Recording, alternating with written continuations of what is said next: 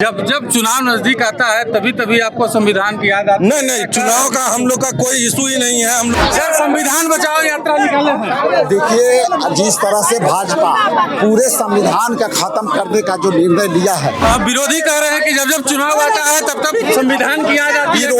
विरोधी क्या कहता है उसको मैं सुनता नहीं। हम लोग कांग्रेस पार्टी के सभी सिपाही संविधान की रक्षा के लिए दृढ़ संकल्पित हैं।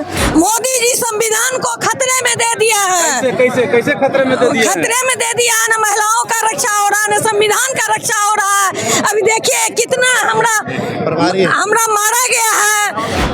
आप अगर कोई भी ऐसा सवाल बीजेपी से पूछ लेंगे तो बीजेपी वाले लोग पत्रकार को जेल में भेज दे रहे हैं। तो संविधान तो सबके लिए खतरे में है। पत्रकार मुझे अपना काम करना है, जनहित के मुद्दे को लेकर चलना है। विरोधी के पास कोई मुद्दा है नहीं। देखिए, आज पटना की सड़कों पे कांग्रेस का संविधान बचाओ मार्च निकाला गया है। काफ़ी संख्या में यहाँ पे जो है कांग्रेसी कार्यकर्ता जो है सड़कों पे निकले हैं और कांग्रेस पार्टी जिंदाबाद के नारे लगा रहे हैं। संविधान बचाओ यात्रा निकाला गया है। इधर देखिए हमारे कांग्रेस के पूर्व विधायक बंटी चौधरी जी हैं। संविधान बचाओ यात्रा हम लोग आज भारी तादाद में संविधान बचाओ यात्रा प्रदेश लेवल पर कर रहे हैं। और ये यात्रा सादा कातर आश्रम से निकलकर बांस घाट राजेंद्र बाबू के समाधि तक हम लोग जा रहे हैं। जब जब चुनाव नजदीक आता है तभी तभी आपको संविधान की याद आती है। नहीं, चुनाव का हम लोग का कोई इशू ही नहीं है। हम लोग संविधान बचाओ काफी दिनों से कर रहे हैं। ये अलग बात है कि चुनाव आने वाली है, चुनाव आएगी,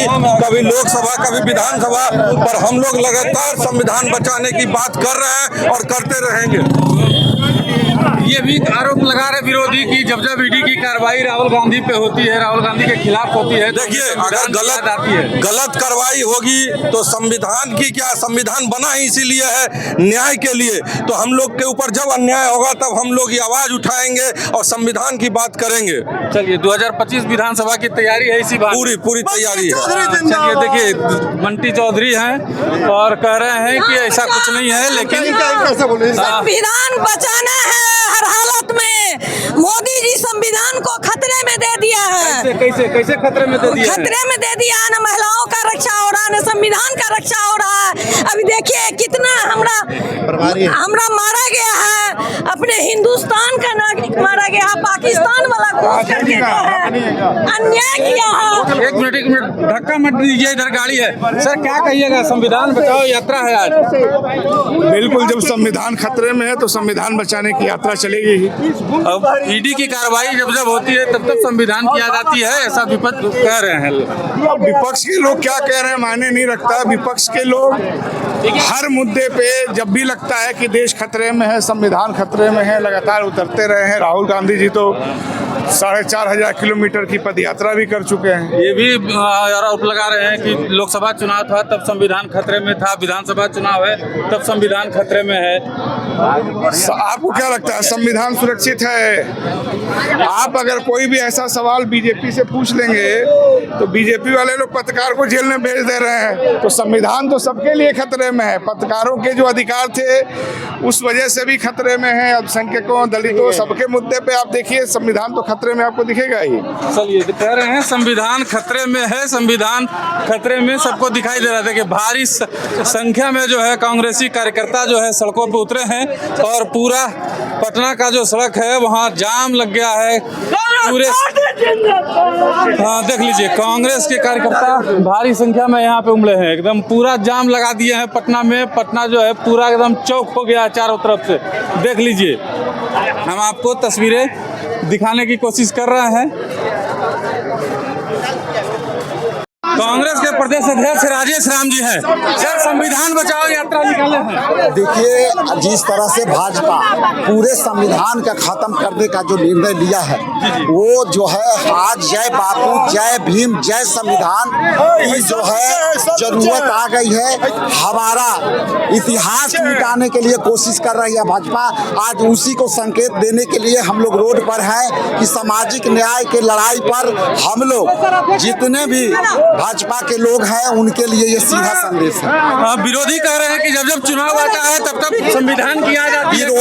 विरोधी क्या कहता है उसको मैं सुनता नहीं। मुझे अपना काम करना है, जनहित के मुद्दे को लेकर चलना है। विरोधी के पास कोई मुद्दा है नहीं, वो बेरोजगारी पर बात करेंगे नहीं, वो न्याय के बात करेंगे नहीं, वो लॉ एंड ऑर्डर पर बात करेंगे नहीं। तो विरोधी के पास एक ही मुद्दा है कि जो है ये जब जब इलेक्शन आता है, तो जब इलेक्शन आता है तो घर में क्यों नहीं बैठते हैं, जरा पूछिएगा। जब इलेक्शन में जब आते हैं तो वो जो है कई घटना घटने के बाद भी यहाँ रहते हैं। चलिए देखिए, मदन मोहन झा जी हैं, थोड़ा सा साइड हो जाइए। मदन मोहन झा जी हैं सर, क्या कहिएगा संविधान बचाओ यात्रा? निश्चित रूप से हमारे नेता सम्मानीय राहुल गांधी जी, सम्मानीय अध्यक्ष मल्लिकार्जुन खड़गे जी, सोनिया जी, सबों ने संविधान को बचाने का शपथ लिया है और उसके दिशा में उन्होंने पूरा काम भी किया है। और मैं समझता हूँ ये देश की जनता धीरे धीरे इस बात को समझ चुकी है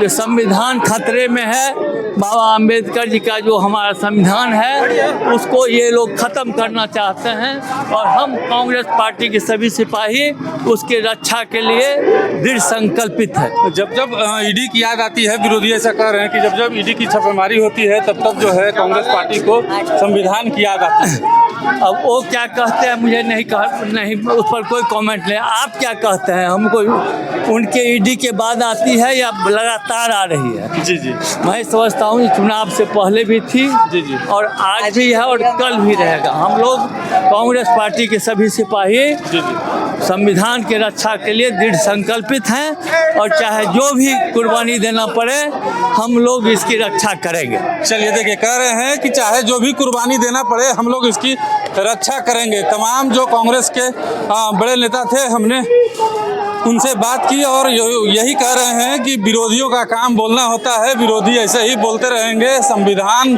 जो है खतरे में है और हम लोग उसको बचाने के लिए कुछ भी करेंगे। बाद बाकी आप क्या बोलते हैं कमेंट बॉक्स में ज़रूर बताइएगा।